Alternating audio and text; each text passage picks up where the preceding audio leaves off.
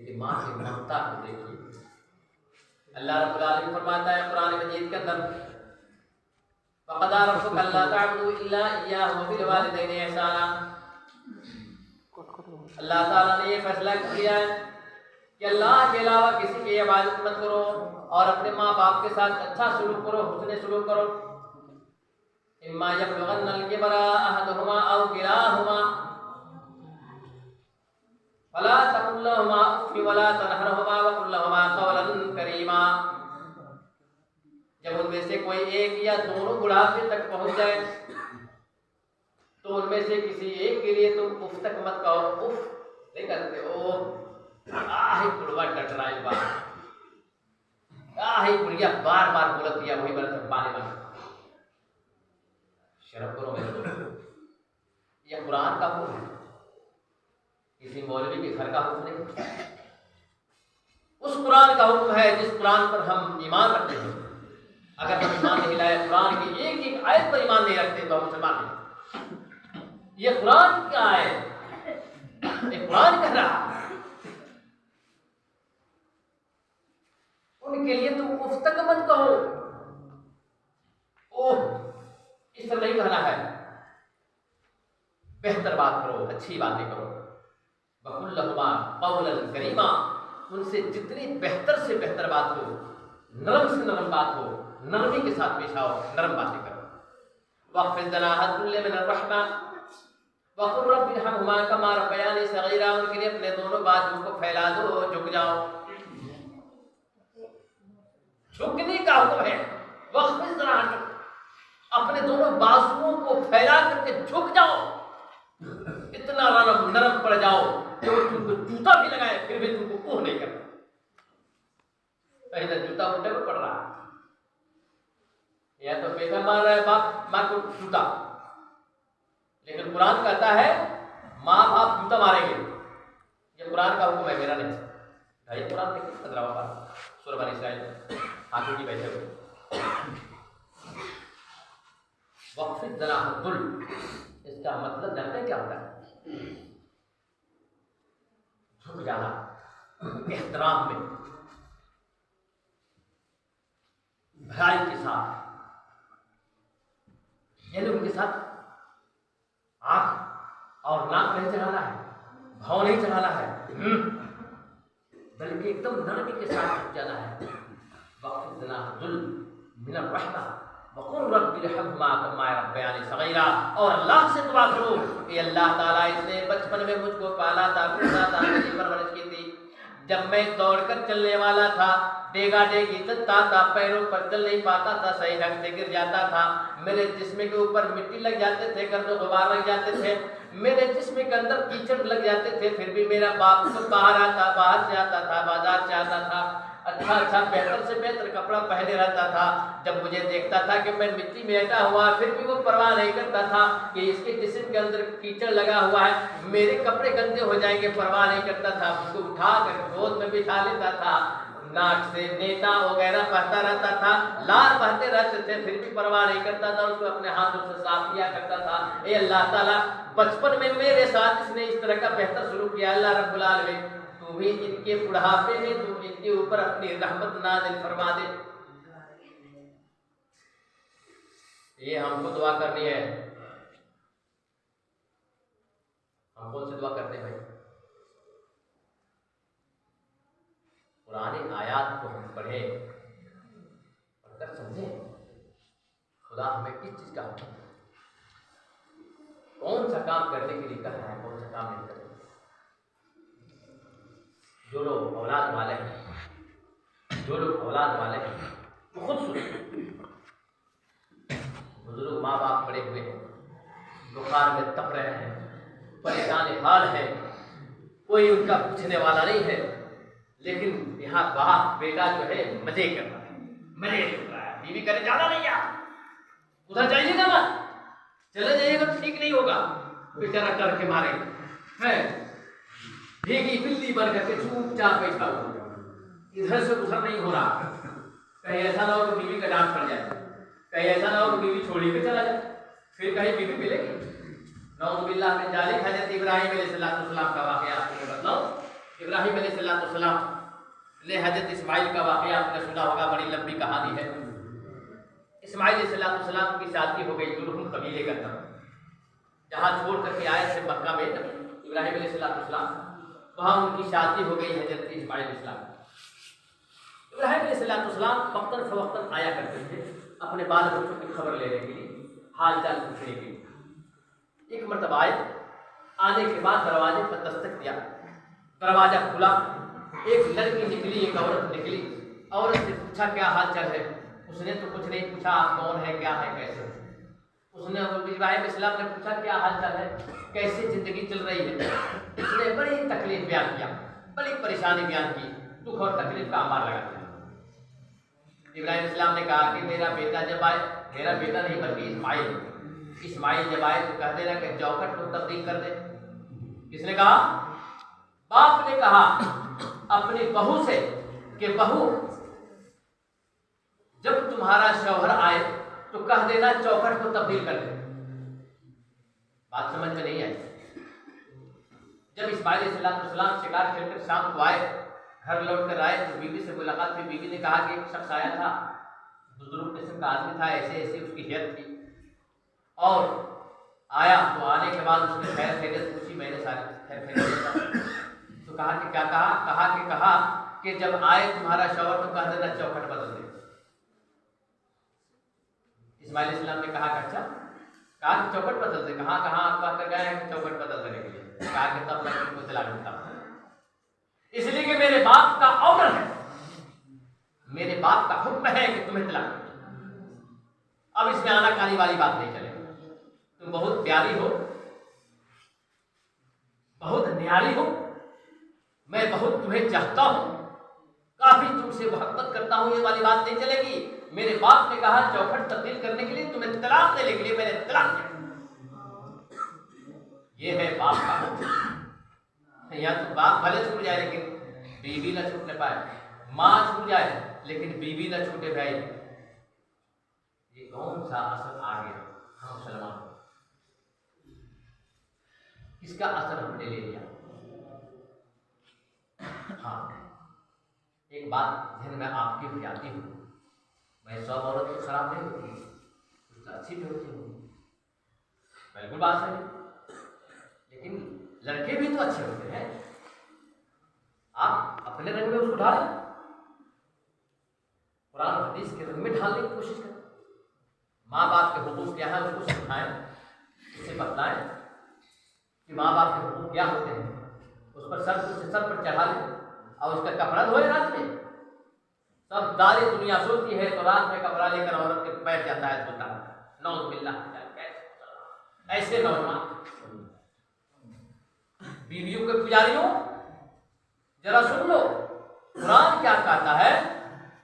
कुरान कहता है कि जब तुम आओ, घर पर आओ, तुम्हारे माँ बाप बीमार हो तो पहले उनके पास चले जाओ, उनकी खैर खैरियत पूछो, अपनी बीवी को छोड़ो, अपने बच्चों को छोड़ो। बनी इस्राइल में 3 आदमियों का वाकया बयान किया गया है, बुखारी शरीफ की रवायत है। तीनों आदमी सफर कर रहे थे, कहीं दूर निकल गए, बारिश का मौसम था, बरसात का मौसम था, बारिश आ गई। एक पहाड़ के एक गार में, एक खोह में वो लोग रुक गए, उसमें छुप गए। छुपने के बाद जब बारिश तेज हुई तो ऊपर से एक पहाड़ का एक चट्टान जो खसक करके आके सामने। अब तो चट्टान हंसने की बात नहीं, चट्टान कैसे हंसे? सब लोग सोचा कि एक काम करते हैं, हम लोग अपने अपनी नेकियां बयान करते हैं। है सुनो नौजवानों, क्या कहा उन लोगों ने? नहीं कहा कि फला नबी को बुला लो, फला पैगंबर को बुला लो, फला पीर को बुला लो, फला वजीर को बुला लो, फला मुर्शिद को बुला लो, फला मुरीद को बुला लो, बल्कि ये कहा कि अपने अपने नेकियों का वसीला बनाते हैं, अल्लाह रब्बुल आलमीन के सामने अपनी नेकियां बयान करते हैं, उसके जरिए से हम दुआ करते हैं अल्लाह ताला इन नेकियों की बरकत से तू चट्टान को हटा दे। उसमें एक शख्स था, तीनों को वाकई मैं नहीं बताऊंगा, एक का वाकई से बात बताऊंगा। एक आदमी था, उसने प्यार करना शुरू किया है, अल्लाह रब्बुल आलमीन तू जानता है, तू हर चीज से बाखबर है, मेरे हर एक अमल से तू बाखबर है, मैं बकरियां चराया करता था। एक रोज का वाकया है कि बकरियां लेकर मैं बहुत दूर चला गया जंगली इलाके में। जब बकरियों को मैं लेकर आया तो आधी रात हो चुकी थी। मेरे बाप सो गए थे, मेरे बच्चे चिल्ला रहे थे, तड़प रहे थे, भूख से बेताब थे। मेरी बेबी इंतजार कर रही थी, मेरे माँ बाप सो गए थे, नींद आ गई थी उनको। मैंने आया और आने के बाद बकरियों को दुहा, दूध निकाला और दूध निकालने के बाद प्याले में लेकर अपने माँ बाप के सिरहाने जाकर खड़ा हो गया। अल्लाह रब्बुल आलमीन तो जानता है कि मैं क्यों खड़ा था।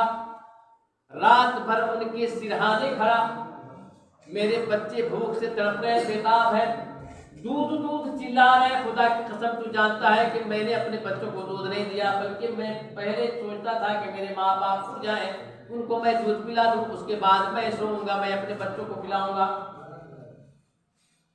रात गुजर गई पूरी, सुबह हो गई। सुबह के वक्त मेरे माँ बाप थे, मैं सिरहाने खड़ा था दूध लेकर। अल्लाह रब्बुल आलमीन अगर मैंने ये काम तेरी खुशनुदी की खातिर, तेरे रज़ाजुई की खातिर किया था तो अल्लाह रब्बुल आलमीन इस चट्टान को तू खसका दे, इस चट्टान को तू दूर कर दे। अपने माँ बाप को मैंने खिदमत की है, इस खिदमत के जरिया से चट्टान खसक के तो बाहर निकला। नेकियों का वसीला में ये माँ बाप की खिदमत है। माँ बाप की खिदमत छोटी छोटी किताबों में बच्चे पढ़ते हैं कि माँ के पैरों तले जन्नत। नबी करीम सल्लल्लाहु अलैहि वसल्लम के पास एक शख्स आया, पूछा अल्लाह के रसूल सल्लल्लाहु अलैहि वसल्लम सबसे बढ़िया, सबसे बेहतर, सबसे अफजल अमल कौन है?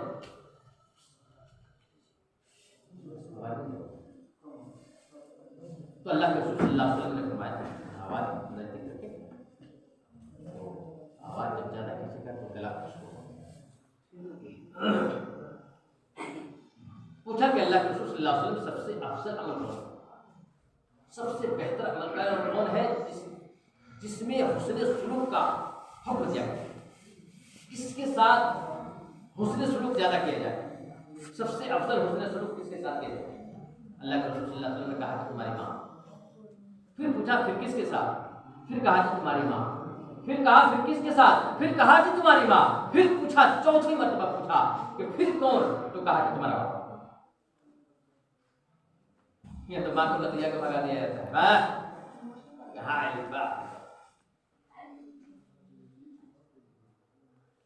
माँ बाप का माँ बहुत ज्यादा हकीकत में अगर आप कुरान हदीस पढ़ेंगे तो माँ बाप ही मेन चीज है। हमारी पैदाइश के, हमारी तख्लीक हुई किसके जरिए से? माँ बाप के जरिए से। अगर माँ बाप नहीं होते तो हमारी तकलीफ नहीं होती। फिर उन्होंने हमको पाला पोसा, नौजवान जवान किया और जवान करके हमें कारोबार के लायक बनाया, बरसरे रोजगार बना दिया। जब बरसरे रोजगार हो गए तो माँ बाप कुछ दिल होता है। माँ जब दिल रोएगा तो अलकमा के जैसे रूह अटकी रहेगी, अल्लाह माफ नहीं करेगा। अलकमा रज़ियल्लाहु तआला की तरफ रूह अटकी रहेगी और क़यामत के मैदान में तो फिर मामला ही कुछ और। माँ बाप की खिदमत के फायदे जानते क्या है? अगर माँ बाप के साथ आप अच्छा सलूक करते हैं, उनके साथ अच्छा बर्ताव करते हैं तो आपकी दुआएं कबूल होंगी, दुख दर्द आपका भाग जाएगा, तकलीफें भाग जाएंगी, मुसीबतें टल जाएंगी। माँ बाप की खिदमत के अंदर ये चीज दाखिल है कि अगर आप माँ बाप की खिदमत करते हैं और आप कोई इबादत करते हैं तो बहुत जल्द कबूल हो जाएगी। लेकिन माँ बाप की खिदमत नहीं करते, उनके साथ सलूक नहीं करते, उनके साथ अच्छा बर्ताव नहीं करते तो खुदा की कसम पैसा जितना भी हो जाए लेकिन आपकी कोई अमल काबिल कबूल नहीं। अल्लाह के हुजूर, अल्लाह ताला के नज़दीक माँ बाप का बहुत बड़ा मर्तबा है। जैसे कि कुरान मजीद के अंदर आया है, जहाँ भी अल्लाह ताला ने अपना जिक्र किया है, अपनी इबादत किया है, अपने साथ अपने एकतायत का, अपनी वहदानियत का जिक्र किया है, वहाँ माँ बाप का जिक्र जरूर किया है, उनके साथ अच्छा किया है। इसलिए मेरे दोस्तों बुजुर्गों, हम चाहते हैं कि आप भी जब जवान हो, इस लायक हो कि आपकी शादी ब्याह हो, तो और कुछ नहीं तो कम से कम माँ बाप को आप जरूर सुनिए। देखिए, दुनिया से आदमी कुछ लेकर जाएगा, इंसान का अमल जाएगा। आप जैसा अमल करेंगे वैसे ही आपको मिलेगा। आप खेत में अगर धान बोते हैं तो धान ही काटिएगा, गेहूँ नहीं काटते। गेहूँ बोइएगा तो गेहूँ काटिएगा, धान नहीं काटता, मसूर नहीं काटता। तो जिस तरह से आप बोएंगे वही चीज़ आप आगे जो करेंगे, आप पीछे आपको क्यों मिलेगा? नहीं करते हो, जैसी करनी वैसी करनी, जैसा आप करेंगे वैसा ही पाएंगे। आप अगर आज हम कर रहे हैं तो हम भी वैसा पाएंगे, हम नहीं करेंगे हम नहीं पाएंगे। ये दुनिया का दस्तूर है, ये एक उसूली बात है। आप जैसा करेंगे आपके साथ वही सलूक किया जाएगा। अरबी का मकूला है कि मंदहा का जोही का, जो हंसता है उस पर हंसा जाता है। जैसा आप करेंगे वैसा जरूर पाएंगे। इसलिए मैं आप सब लोगों से बड़ी ही मुखलिसाना आजिज़ी के साथ, इनकिसारी के साथ निवेदन करूंगा, गुजारिश करूंगा, इल्तिमास करूंगा कि आप जरूर अपने माँ बाप का ख्याल रखिए। इसलिए कि माँ बाप का मकाम बहुत ही ऊंचा है। अल्लाह रब्बुल आलमीन के बाद अगर किसी और हालात तब्दील हो रहे हैं, बदल रहे हैं, चेंज हो रहे हैं, तो हालात के साथ आप मॉडर्न दौर आ रहा है, इंग्लिश दौर आ गया। औरत मिलती है अंग्रेजी पढ़ी लिखी, इंग्लिश वजह कता पढ़ती है, रखती है।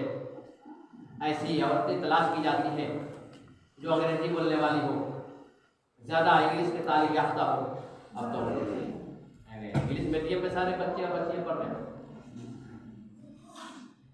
अब सब लोग चाहते हैं कि हमारे बच्चे इंग्लिश जान जाए, सब बच्चे बच्चियाँ अंग्रेज बन जाए। अपने अंदर जो है, अपने समाज के अंदर बड़े बुजुर्गों का अदब एहतराम उठ जाए, खत्म हो जाए। और हो गया, ऐसा हो रहा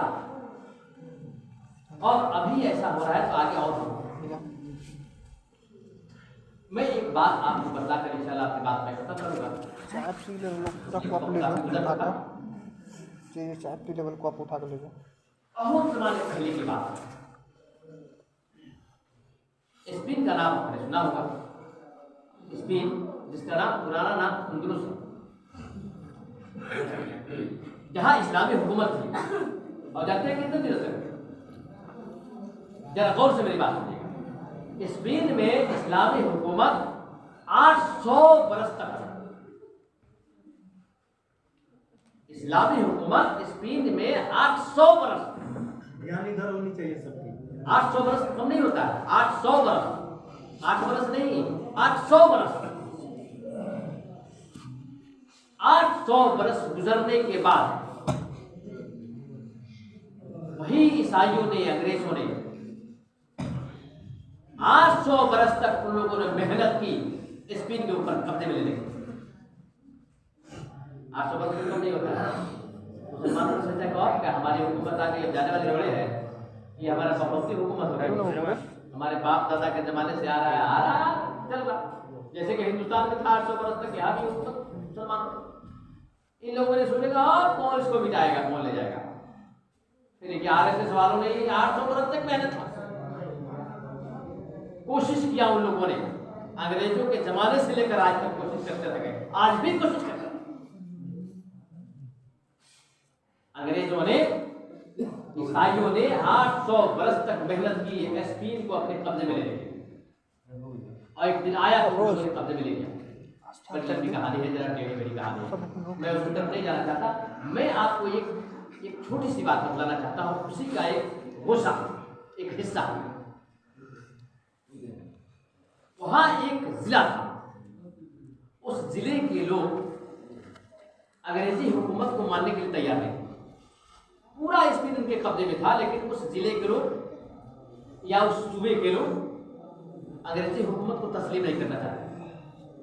अंग्रेजों ने सोचा कि पूरा स्पेन तो साफ हो गया, अब पूरा स्पेन जब साफ हो गया तो फिर हम लोग हुकूमत किसके ऊपर करेंगे, कम से कम एक सूबा वाले चला जाए। तो इनको छोड़ देते हैं और इनके साथ कुछ ऐसा शुरू करते हैं कि इनके एहसास भी ना हो, हमारा काम ही बन जाए। तो लोग जानते क्या किया, बड़ा बेहतरीन उन लोगों ने तरीका निकाला। वो ये तरीका, उन लोगों ने कहा कि भाई देखो, हमारे चर्च में तुम लोगों को हफ्ते में एक दिन आना है, बाकी एक हफ्ता में 6 दिन तुम लोग अपनी इबादत करो, पूजा करो, जो कुछ भी चाहो करो, लेकिन सिर्फ हफ्ते में एक रोज आकर हाजिरी दे दो, इतना ही चाहिए और कुछ नहीं चाहिए। हफ्ता में एक रोज चर्च में आना है, हमारे गुरुद्वारे में आना है। गुरुद्वारा तो खैर वो पंजाबियों को होता है, तो हमारे उससे चर्च में हफ्ते में एक दिन आना है, सिर्फ हाजिरी देते रहे बस, और कुछ नहीं चाहिए। आप लोग को हम नहीं रोक रहे हैं कि आप लोग अपनी आवाज़ से रुक जाए या अपने कारोबार से रुक जाए, हमें रोकने की कोई जरूरत नहीं है, बस इतना ही हम लोगों ने कहा ठीक है कोई बात नहीं। बज़ाहिर तो कुछ नहीं नजर आता। शैतान ने पूछा एक लड़के से कि भाई शैतान सुनो, तुम मुझे पहचानते हो? उसने कहा कि ना, तो आप पहचानते नहीं था, लगते कि बड़ा फोन करके मौलाना है। तो फिर पहले हुआ था, लंबी दाढ़ी थी, हाथ पर बेल दिए हुए रास्ते पे जा रहा था, लंबा कुर्ता पजामा वगैरह पहन करके। तो कहा तुम पहचानते हो? कहा कि नहीं, मैं तो आपको नहीं पहचानता, लगते हैं कि आप बहुत बड़े मौलाना हैं। कहा कि मैं इब्लीस हूँ। उसने कहा कि मैं इब्लीस हूँ, मुझको लोग इब्लीस कहते हैं, तो इब्लीस है। कहा कहाँ? बाप रे बाप, तब तो तुमसे डरना चाहिए, हमको भागना चाहिए। कह रहे कि क्यों भागते हो भाई, हमने कुछ किया थोड़ी है या करते थोड़ी है।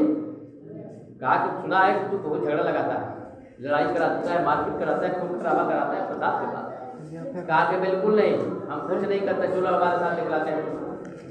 ले गया बुला करके हलवाई की दुकान पर, वहां से निकाला रस को एक दीवार पर लगा दिया। हलवाई ने एक पार रखा था बिल्ली, और दीवार पर जब रस लगाया तो उस पर छिपकली चली आई। छिपकली हो किस्मतिया जिसको हम लोग कहते हैं अपनी जुबान में, आ गई रस पर छिपकली। जैसे ही छिपकली दीवार पर उस रस पर आई, इधर बिल्ली थी तैयारी में, बिल्ली ने मारे छलांग छिपकली को पकड़ने के लिए। उसके दुकान के बाहर खड़ा था एक पुलिस वाला, जिसके साथ एक कुत्ता था। उस कुत्ते ने जब बिल्ली को देखा तो बस उसने छलांग लगाया, बिल्ली के ऊपर झपटा, और झपट करके जब बिल्ली को पकड़ा तो सारे उसकी मिठाइयाँ जो थी, हलवाई की मिठाई, रस सब गिर गए। उसके बाद उसने उठाया एक मोटा डंडा और मारा कुत्ते के सर पर, और डंडा कि कुत्ता वहीं पर ढेर हो गया। नतीजा करते क्या हुआ, पुलिस वाले को गुस्सा आया, तैश में आया, और तैश में आकर उसने निकाला बंदूक और फौरन मारा उसको, हलवाई को मिला दिया। उधर हटकर सारा तमाशा देख रहा है इब्लीस, उस बच्चे को साथ में लेकर। कहा कुछ किया मैंने?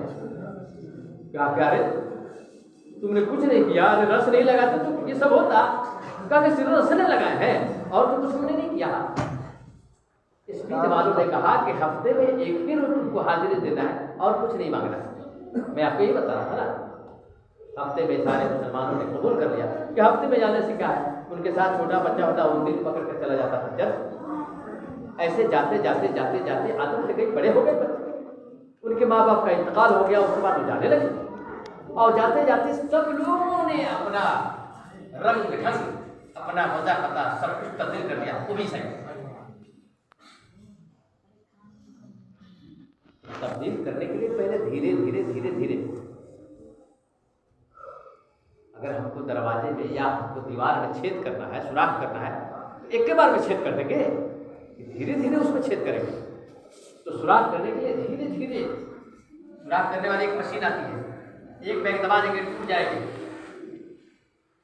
जो सुराख करने वाला जो उसके अंदर एक रट होता है, आप जोर से दबाएंगे रट टूट जाएगा, उसको धीरे धीरे उसी के हिसाब से चलना पड़ेगा, तब जाकर उसमें सुराख होगा।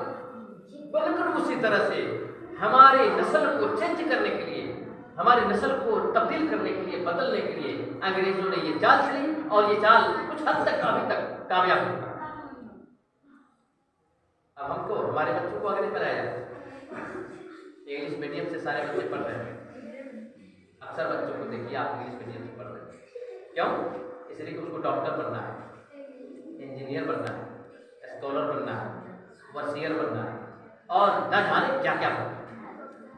लेकिन ये किसी को मालूम नहीं है या किसी को फिक्र नहीं है कि जिस दीन को लेकर हमारे रसूल सल्लल्लाहु अलैहि वसल्लम आए थे, उस दीन को कायम करने के लिए, उस दीन को दायम रखने के लिए, उस दीन को बाकी रखने के लिए हमें कुरान की भी तारीफ देनी है। ये इस्लाम की तारीफ को ये कभी नहीं सोचा। रात में जब सोते हैं माँ बाप यही सोचते हैं कि बेटे का फीस कहाँ से दी जाएगी कल। वो फीस याद आ रही है, स्कूल की फीस याद आ रही है, लेकिन ये मालूम नहीं है कि हमारा बेटा जो राह तब्दील कर रहा है या राह भटक चुका है या हम भटक चुके हैं, इस राह को कैसे सुधारा जाए, कैसे सही रास्ते पर लाया जाए, सबको ला करके एक रास्ते को तय किया जाए, कुरान और हदीस को सिखलाया जाए ताकि सही रास्ते को वो समझ सके। बुनियादी तालीम कम से कम ये पुख्ता होनी चाहिए, मजबूत होनी चाहिए, जो हमारी बुनियादी तालीम है मुसलमान यही कमजोर होता चला है। नतीजा हमारे सामने यही हो जाए कि हमारे बच्चे हमारे कब्जे में नहीं, हमारी नस्लें हमारे कब्जे से बाहर हो रही, बिल्कुल बेफिक्र बिला तरद्दुद के,